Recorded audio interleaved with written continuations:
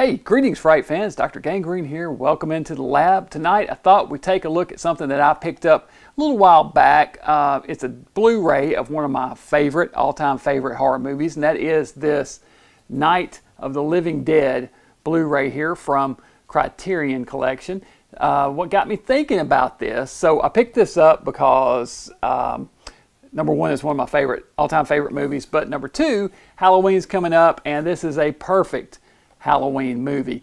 But what got me thinking about Night of the Living Dead is the latest Scary Monsters article that I wrote that'll be coming up in the fall issue. It's a Night of the Living Dead themed article where I interview 4 of the Night of the Living Dead people. I interview Russ Streiner, and I interview John Russo, Judith O'Dea, who played Barbara, of course. Russ Streiner played Johnny, and I also interviewed Kyra Schoen, who was the little girl, Karen Cooper.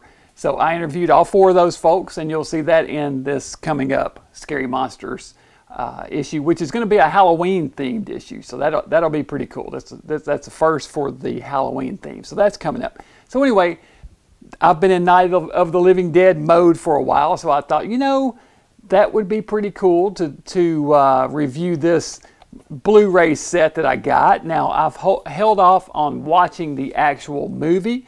I'm saving it until Halloween, but I did pop in the Blu-rays to take a look at the menus, and I peeked at the movie just to see what the quality looks like. So we'll go ahead and look at the actual Blu-ray now, and then we'll come back and talk a little bit more about it. All right, so this is our Blu-ray with this gorgeous cover here for Night of the Living Dead, the Criterion Collection. When you flip it over on the back, it gives you a little synopsis of the movie here, and then all of the special features are listed here. It's jam-packed with commentary tracks, Night of Anubis, which is a work print that's never before seen, commentary tracks, like I said, with Romero and Streiner and Guillermo del Toro and Robert Rodriguez and Frank Darabont do one, and there's all kinds of documentaries, just all kinds of great stuff in here. So it is really packed with trailers and TV spots, everything that you would possibly want packed in there. So let's open up and look inside of this thing. Help if I open it the right way. So that's your slipcase there. And this is the actual artwork that comes for your CD holder. Let's just see that. Really nice. Then once you open it up inside, you got your discs there, and then it's got this fold out artwork here. A little poster of Kyra Schoen as Karen Cooper. Let's see if I can back up. There's a little bit, you can see a little better. And then once you flip it over, the inside of it is an essay by a film journalist named Stuart Clowens. Now, it's called Mere Anarchy is Loosed. I read this, and I'm going to be 100% honest with you.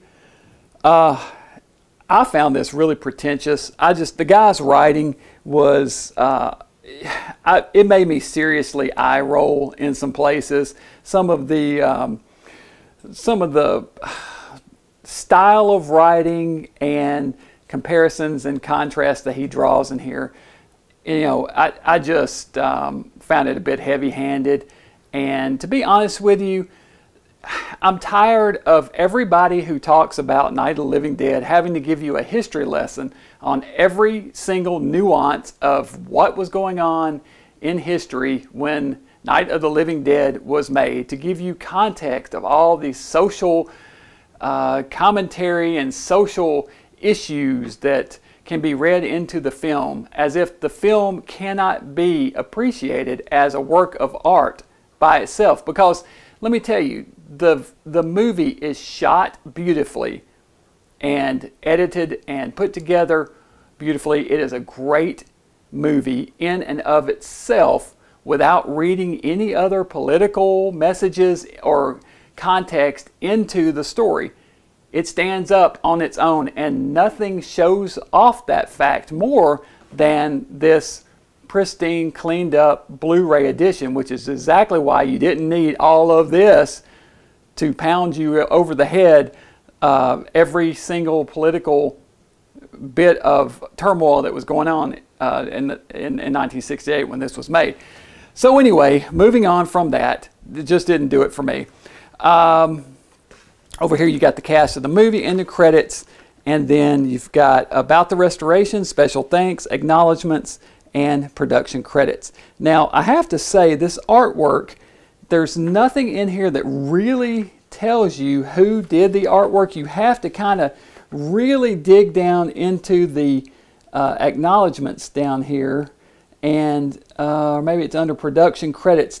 It says under production credits art, and it says it has 2 art directors listed, and illustrator Sean Phillips is listed. It does not say that Sean did the artwork for this per se, but I looked on the Criterion website today and it did list that Sean was the person that did that. So Sean Phillips is the person that did that. It does not say whether he also did the artwork on the slipcase. I really wish that Criterion had done a better job of making that clear, because I'd like to know who this is, if that's him or if it's someone else. And I'll tell you, the one thing that bugs me the most about this box set is this right here, these special edition features here. It does not list what's on each disc. So you don't know what's on disc 1 and what's on disc 2 without popping them in and looking and seeing. So I was looking at disc 1 this morning, and it's got pretty much the movie, The Night of Anubis, and the commentary tracks are pretty much all that's on disc 1. There's also something called a timeline, which lets you jump through the chapter tracks and shows you what each of the commentary tracks is talking about at that point of the movie.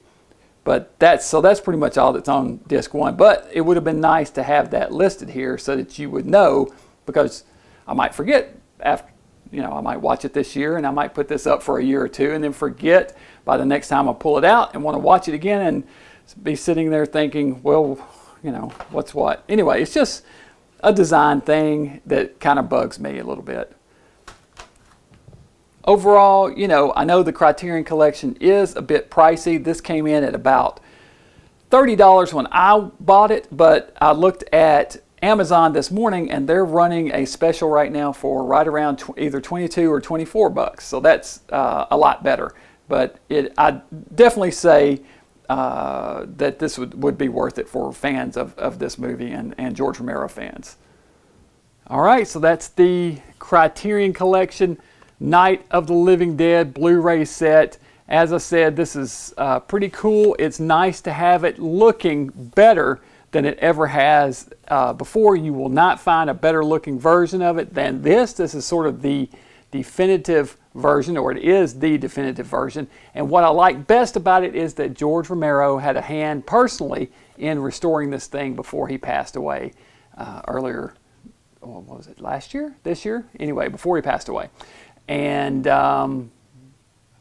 yeah, so anyway, we miss you, George, and it's going to be great to watch this thing. I wish that George could have seen the finished product, but I mean, I know he did along the way see it, but I mean, he didn't get to hold this in his hand and see other people hold it in their hands. But I tell you what a lasting legacy he left us here, huh?